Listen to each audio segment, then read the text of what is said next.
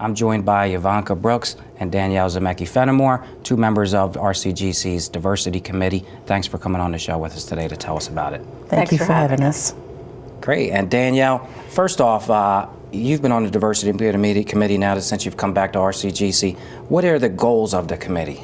Well, one of the goals of the committee is that we want to have the entire college community involved in promoting diversity and inclusion.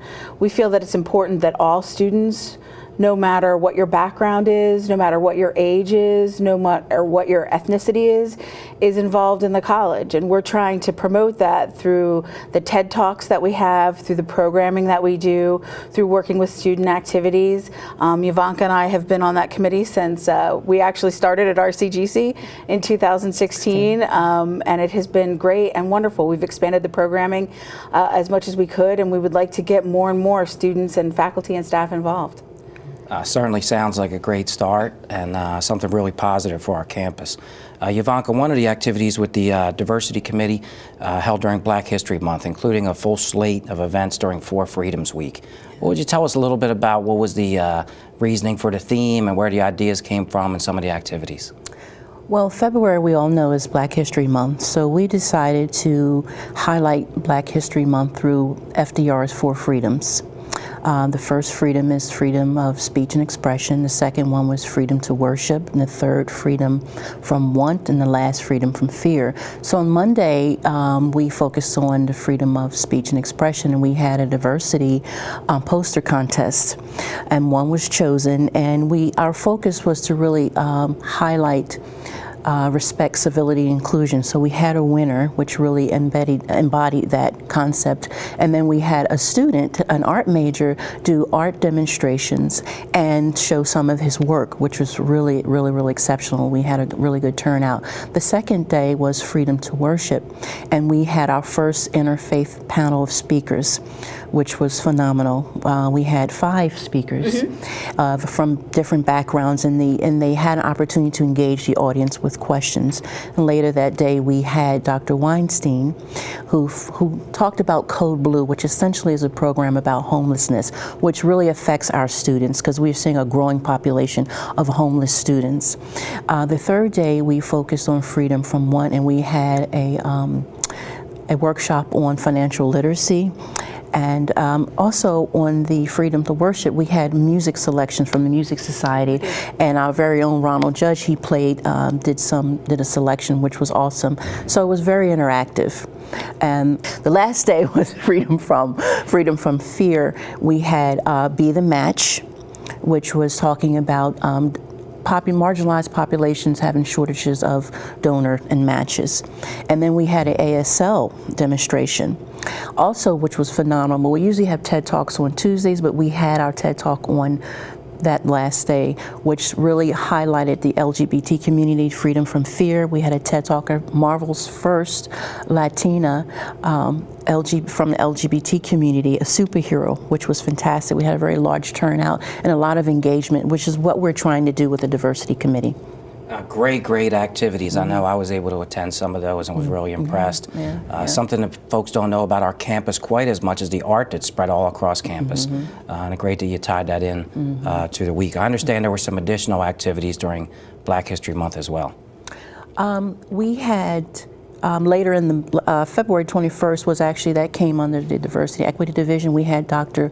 Renee Gooch from Cumberland County come and speak about African American history is American history, which was a very good talk because again it encouraged audience participation. It spoke about everyone's history being integrated together. It was very interesting because she spoke about her own personal history and tracing her history back 6 generations to slavery, which was very interesting, and how she couldn't trace her history back any further than that. So it's something that we forget, that we're involved in history no matter what we do. And she was phenomenal, and she actually wrote a book about it. So it was very interesting. So we know February was a very busy month. Danielle, as part of the Diversity Committee, though, I know there's activities throughout the entire year. Can you fill us in on some of the events that are going on and that students can get involved with? Sure, absolutely. The second Tuesday of every month, we do TED Talk Tuesdays at noon at the College Center in the lower College Center area, and we try to pick topics that are relevant. We have done topics about sex trafficking.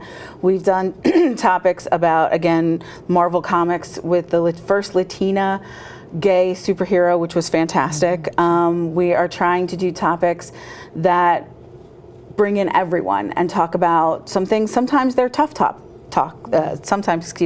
they're tough topics. We've had students that have come and shared some very difficult things with us. We get a lot of faculty, a lot of staff to come, but we'd really like those students to come the second Tuesday of every month at noon. So instead of going to the cafeteria, you could go get something to eat and then come over and sit down and really watch one of these TED Talks and see how it can affect you and how you can take that information back to not just your family or your own community, but share it with the college community as a whole. Next year, YaVanca and I are already starting to plan. We're talking about having a lecture series in the spring, as well as possibly doing a TEDx conference. So we're trying to expand and reach more and more students through these types of diversity things that we would like to get the college community involved in. And it would be great to get those students to take the lead on some of these initiatives too. And Absolutely. I know you're working on that. So YaVanca, fill us in on some of the events that have already taken place through the Diversity Committee. Usually every month we try to highlight whatever is culturally relevant for that month. For example, in November we did for veterans, and we did emotional support, where the Forever Friends comes in, and students can come in and faculty can come in, veterans. In December, we did a Diversity with the Diverse Voices Student Club, which was phenomenal, where each student had an opportunity to paint a tree ornament, something that was important to them, and then we put it on the tree, and it was in the College Center lower lobby the entire month, which was great. And then in January, we did January 28th. We had a International Holocaust Remembrance activity where we had an actual Holocaust survivor come in and speak, give us a lecture on that, and he had some artifacts, and have an opportunity for the audience to engage and speak with him, which was also very well attended, and students actually ask questions. So those are some of the things that we have. Many more things planned, so stay tuned. YaVanca, last question. We know we have a big upcoming event with the Yes She Can initiative.